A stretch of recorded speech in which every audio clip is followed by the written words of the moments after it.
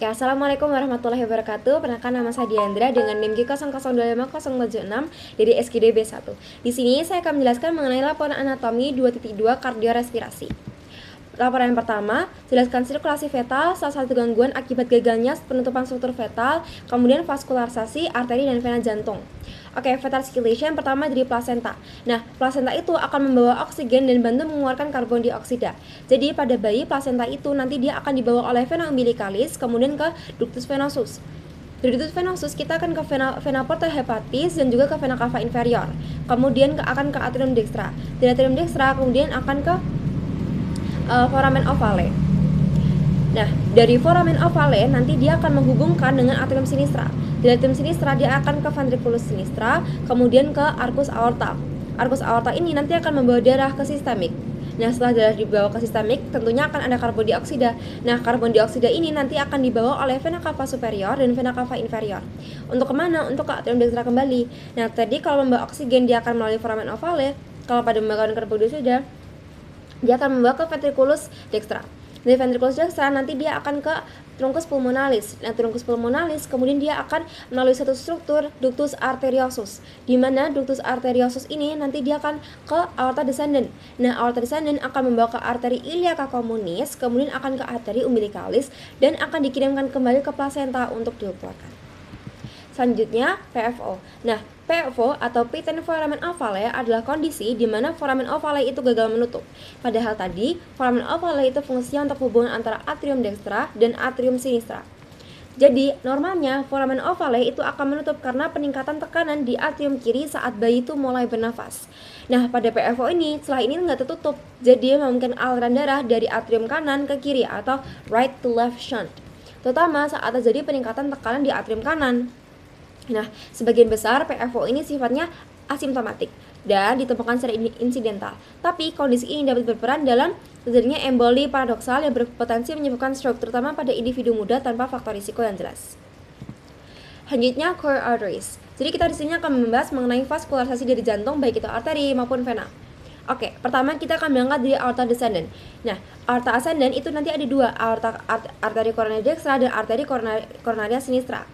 Jadi, arteri coronaria dextra itu akan ke ramus nodus SA atau nodus sinoatrialis. Kemudian akan ke marginalis dextra, kemudian akan ke PDA.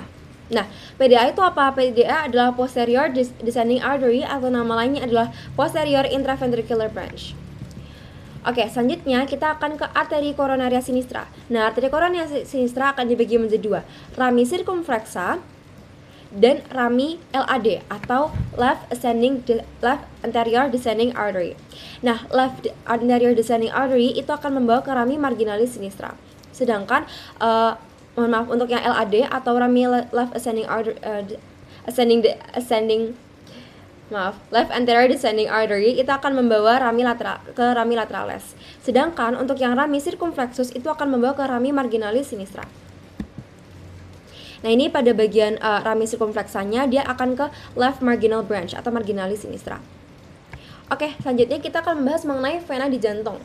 Nah, vena di jantung itu ada vena cardiaca magna, parva, media, posterior, dan vena cordis minime. Nah, vena cardiaca magna itu nanti akan dan juga bersama dengan parva, kemudian bagian media, kemudian ke posterior itu akan berkumpul ke sinus coronarius. Jadi mereka semua akan bermuara ke sinus coronarius. Nah, kemudian untuk vena cordis minime, dia akan melalui struktur kecil di bagian atrium dextra bernama foramina venarum cavarum. Selanjutnya, laporan yang kedua, jelaskan mengenai sinus paranasal dan fungsinya, kemudian pembagian meatus nasi dan drainase masing-masing sinus, menjelaskan mengapa sinus maxillaris lebih sering mengalami sinusitis dibandingkan sinus lainnya. Nah, sinus paranasalis itu ada 4. Yang pertama, dia ada di bagian atas, kemudian di bagian spheno dan ethmoidalis, kemudian di bagian maxillaris. Nah, di bagian atas itu adalah sinus frontalis. Nah, kemudian dia ada sinus frontalis, kemudian di bagian bawah itu ada sinus maxillaris. Nah, sinus maxillaris ini namanya antrum haemori. Nah, kemudian di sini ada sinus sphenoidalis, kemudian ada sinus ethmoidalis. Nah, selanjutnya sinus paranasalis itu dia berfungsi untuk 6 hal. Yang pertama, dia membantu mengurangi beban tengkorak sehingga menjadi lebih ringan. Yang kedua, dia berperan dalam memperkuat dan memperkaya resonansi suara. Yang ketiga, memberikan perlindungan terhadap benturan atau trauma pada wajah. Yang keempat, menjaga struktur sensitif di rongga hidung dari perubahan suhu yang mendadak. Yang kelima, berkontribusi dalam proses pelembapan dan pemanasan udara yang dihirup. Yang keenam, ikut serta dalam mekanisme pertahanan tubuh. Nah, selanjutnya kita akan membahas mengenai rhesus dan meatus yang ada di hidung. Pertama, kita akan membahas mengenai sphenoethmoidal rhesus. Jadi, di rhesus sphenoethmoidal itu merupakan muara dari sinus sphenoidalis. Nah, kemudian di sini ada meatus nasi superior. Nah, meatus nasi superior itu dia merupakan muara dari selule ethmoidalis yang posterior. Sedangkan pada meatus nasi yang inferior, di bagian di sini dia adalah muara dari ductus nasolacrimalis. Nah, untuk meatus nasi media, di sini ada suatu struktur yang bernama bulla ethmoidalis. Nah, bulla ethmoidalis ini merupakan muara dari selule ethmoidalis media.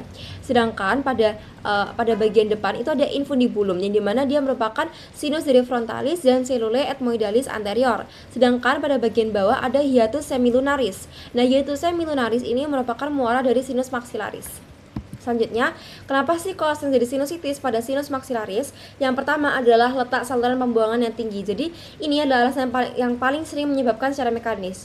Nah, jadi saluran drainase sinus maxillaris itu letaknya di bagian atas rongga sinus. Jadi umumnya dia harus melawan gravitasi.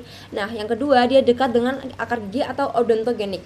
Jadi dasar dari sinus maxillaris ini dia tepat di atas akar gigi rahang atas, terutama gigi geraham. Jadi kalau misalnya jadi infeksi pada gigi, infeksi maupun abses atau setelah penjemputan gigi yang bermasalah, bakteri itu bisa dengan mudahnya menembus dinding tipis yang memisahkan mulut dengan sinus. Yang ketiga adalah ukuran yang paling besar. Jadi sinus maxillaris itu adalah sinus parnasal yang ukurannya paling luas. Karena volumenya yang besar, potensi penumbukan lendir atau mukus itu jauh lebih tinggi dibandingin sama sinus kecil kayak ethmoid. Semakin banyak lendir yang terjebak, maka semakin tinggi resiko infeksi bakteri sekunder. Sekian presentasi dari saya. Terima kasih. Wassalamualaikum warahmatullahi wabarakatuh.